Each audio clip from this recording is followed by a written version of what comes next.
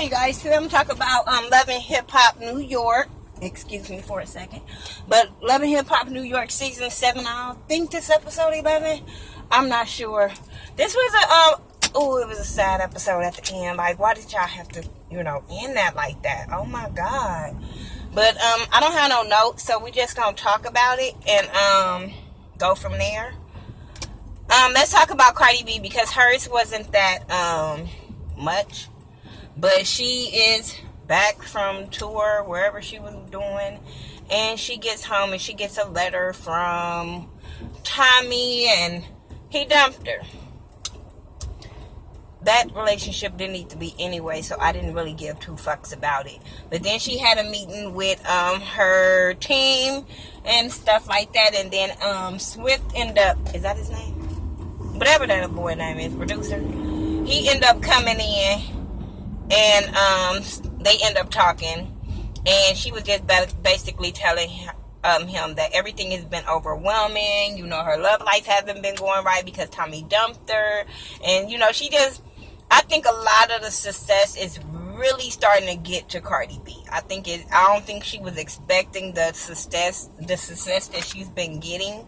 And then it's been a lot on her shoulders. She got to take care of her. She got to take care of her family and stuff like that. So she has a lot of weight on her shoulders. And I think that's really messed up because she is so young. And I don't think that people should be really putting that on her. Let that girl enjoy her life, her money, all that. And I understand you really want to do this for your family, especially when your family hasn't came from anything or a lot of money or whatever. So I understand she want to make sure they well off. But if they grown, boo-boo, you got to pull back and do for you before you go cuckoo for Cocoa Pops. But then, he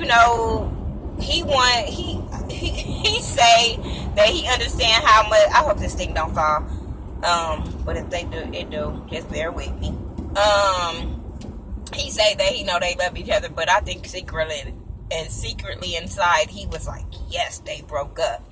Then she invited him to a dinner with her family, so then they end up having this little dinner with all of the, a lot of the family members, and they was grilling him on how he feel about her, and her sister said she just want her sister to sit on his dick. I said, girl, no. We understand they friends and they know each other, but no, we don't want your sister to jump in nothing serious real quick. No, we don't. Especially when all the drama that we did we forget that this dude lied or didn't tell her about his girlfriend or whatever the case may be, and then Cardi B had to pop off. So what's to say he wouldn't do Cardi like that because she Cardi B? Like, girl, if he'll do it to a regular girl that's doing regular things, he will do it to her. I at first I was like, okay, he cool, but no, nigga, you cheated on your girl. I'm never gonna tell a girl to go with a dude that cheated on his girl and got caught in public. No. This whole thing with the Creep Squad, DJ Self, he gets on my freaking nerves sometimes. As much as I be wanting to just be like, okay, he a little touched. But no, he gets on my nerves most of the time. I'm trying to figure out which way I need it to go. But anyway, so he goes outside. He talks with the other Creep Squad people. Was it Peter and Rich? Before that happened, we see that Peter and Amina had their baby girl. She's back in LA and stuff like that. So he meets up with them and let them know that, he just had his new baby and all this bullshit about, it felt like he'd been here before. I'm like, you think like a million times. But he tells them that Amina is in LA, starting fresh with the kids. But then say he wants to get back with Tara. And I'm like, why? Why would you do her like that? Won't you just let this girl move on and be? Why? Why do you want to disrupt her life again? Like, he is such an asshole just thinking about himself. He irritates the fuck out of me. So he ended up meeting up with Tara to let her know that he wants to work things out. Because even DJ Self and him like, what the fuck? Like, nobody understands this whole situation with him saying this. So he meets up with Tara and lets her know that he wants to get back with her, that Amina is in LA and they, broke up or whatever, and he wants to get back with her. She like, are you fucking kidding me? Like, I just want you to do what you gotta do for your kids, and that's it. Like, why do you have to make me go back and relive all the bullshit and hurt that you put me through? So he said he's gonna do whatever he have to do at all costs to get back in her good graces or whatever. And so he throws her this birthday party. He invites her brother and all this stuff or whatever, and invites her to this and have her a birthday party. He gets up on stage and say sorry to her and her family and all the family and friends, and wanted to make it public that he was sorry and he wants her back and yada yada yada. And I'm just sitting there like, oh shit, her panties wet, she moist, she gonna believe all this bullshit he say. And baby girls that's in the world, this is a poster example of what to avoid in a relationship. And don't be this girl.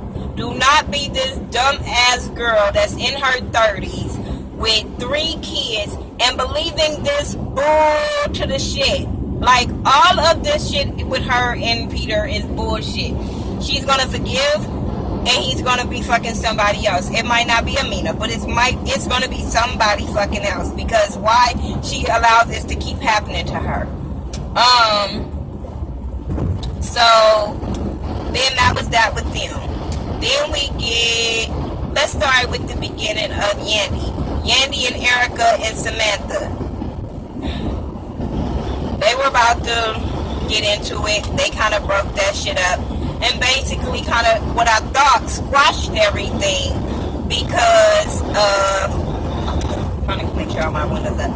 But they thought they was squashing everything of going back and forth, being petty or whatever, and they really wanted to be about the kids. That's what they saying. So Samantha was like, no, the grandmama, I think it was, said something about Medici having a party, a birthday party. So Yandy can I just plan him this party? And bitch, shut up! Like, are you fucking serious, Yandy? For real? So Samantha like, no.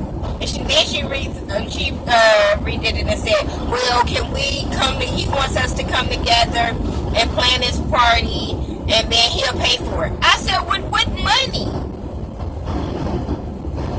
What money is he making? Because don't he still have to pay restitution to the people? I don't know. Like, okay. So Sam said, yeah. So now they all cool with just coming together for the kids. That's what they say. So then Kimbella and Yandy meet up. And Kimbella just basically want to know about her motherfucking man. She's just so insecure with herself that she wants Yandy to tell her about her man. What is he doing? Where he not doing? And why is he always in the studio? And I was 100% on Yandy's side, but I still side-eye Yandy because I'm like, Yandy was like, you my friend, and that's my business. And we cannot overstep them boundaries of my business. I totally get that. I wanted her to have that same fucking approach with Chrissy and Jim. But no, she didn't want to fucking do that. She was overstepping all kind of motherfucking boundaries with them. But now it's with him.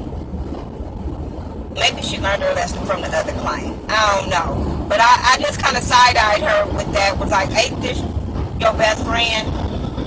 And you telling her no. But you was really, really quick with the whole Jim Jones situation. But hey, whatever. So then she, Kimbella not with that shit. She like, bitch, you supposed to be my humper. You supposed to be telling me every damn thing. So then Yandy meets up with, Juju.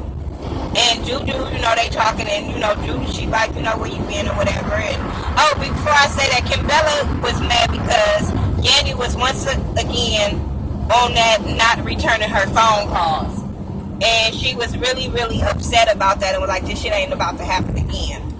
So when she met up with Juju or whatever, she was telling Juju of all the things that's been going on with Erica and Samantha. But she was like, oh, they made up, Erica made up fake pages. And I'm like, well, damn, this is a whole new one. I knew about the phone calls, but now they doing fake pages and posting shit. Okay, this is new. And then she was like, and I almost grabbed her face off, Samantha face off, and I'm like, bitch, when? You swung because you knew security was gonna get there in time, but stop acting like you was about that life and you was about to whip her ass and she ran from you. Stop it. Bitch, what did I see? Because Samantha didn't seem scared or shook or none of that. She was saying, bitch, this ain't what you want. So what are you talking about, Yandy? Then, Yandy just a fucking liar, dude. She just fucking lied when Samantha asked her, like, are y'all married? Yeah, we married. I understand you not giving the people what they wanted, the satisfaction or whatever, but bitch, you continuously lying. And you supposed to be making things better with these baby mamas, but you steady lying. Ugh, I can't with Yandy. I don't understand how people be on her side when she lies with a straight face. Like, it's nothing wrong with that. So then, Juju, they talked about that. She ended up telling Juju about the whole situation with Kimbella. And like I said, I understand. And so do Juju. But I was like, bitch, this ain't what you're supposed to be doing. Y'all are three friends. You should not have went and relayed that conversation with Juju. That should have been between you and fucking Kimbella. So when Kimbella pop off on you about why the fuck are you running a Juju with this, you deserve it. Juju says she wants to invite Yandy and Kimbella and Jay to Mexico. I said, okay, VH1 paying for a whole nother trip because why would you invite Jay when you just met this girl? But okay, I ain't never seen y'all having no one-on-one hangout type shit for you to invite her all the way to Mexico. Okay. Then you had, what else? Oh, Yandy met up with Joy Santana because she wanted to talk to him about, he met with Yandy to talk about Kimbella. He did not want to talk about Kimbella. He already knew where that conversation was going. He was like, what the fuck? Like, I really don't want to sit down and do this, but okay, let's do this, put it as, whatever. But the conversation started going left about his music. And he like, shit, you ain't showing me no numbers and where my numbers are going to come in at. I'm not giving you no product. And I understood where both of them was coming from. But it just looked like Yandy do bad business. It just looked like she's not about her business. And then probably gonna blame it on her personal shit. But I'm like, bitch, it's a lot of people go to work and still take care of their business. So don't do that. But yeah, the way he was talking to her, it was just like he was fed up with Yandy. Like he just wasn't feeling her and he was fed up. It was like, I'll talk to Kimbella. You don't need to be talking to Kimbella. Like, she didn't even get to tell him, unless it was editing, all what was going down. He just kind of basically shut her down with that. I was like, wow, okay. But I didn't give a fuck about her regardless, so it really don't matter. But like I said, I see her world falling apart with people understanding and seeing the real fake ass Yandy. I really see people seeing the real fake ass Yandy. Y'all see, we ain't seen no scenes with her and Remy. We ain't seen no scenes with them. And it was all about them getting close and her helping her with her wedding and all that. We ain't seen nothing with them. Speaking of Remy had this nice date set up with for Pap. He in there waiting on her. She comes in with this big box. He over there like, oh shit, a gift. Like, oh, let me see. But come to find out, she, the way she did it was so fucking cute. I thought it was so cute. And the way he reacted was everything. She announced to him that she was pregnant. And, the way he, pushed that table, I was so here for it. I was so here for it. He made me want to cry. Like, oh, I'm so happy. Finally, Pap about to have a fucking baby. Yes. Oh, my God. He been waiting on this. She been wanting to give him a baby, but she was scared about her career. God had a plan for them to have a baby. I was so excited. Then they ended it this episode with her losing the baby. She ended up losing the baby. She was pregnant in her fallopian tubes. And, oh, my God. I was crying. I was so crying because it took me back to my my sister, one of my sisters, not my twin sister, but my twin sister. It happened to her, and you know, I was there. I was right there when they told her what happened, and her having to have that emergency surgery, because they have to have an emergency surgery right then and there. And I sat at that hospital in that waiting room till that surgery was over. But it just, for her to have to go through that, I just was like, fuck.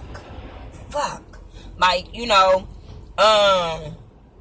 and I feel so bad for Pap. I feel bad for Remy, because, you know, regardless of a woman felt like she wasn't ready or whatever, once you hear that you pregnant, your whole outlook, well, it's supposed to, your whole outlook on things be like, okay, yes, I'm about to be a mom, I'm about to do this.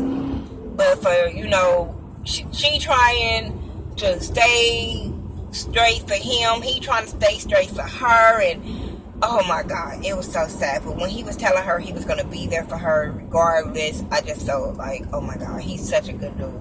He's such a fucking good dude. This is why I wanted him to have a baby so bad, because he's such a fucking good dude. But they gonna work it out. I'm praying for them, really, really praying for them, because to find out she can't even have no more kids was really devastating. So devastating. So I felt bad for her. Am I missing anything on this episode? I don't think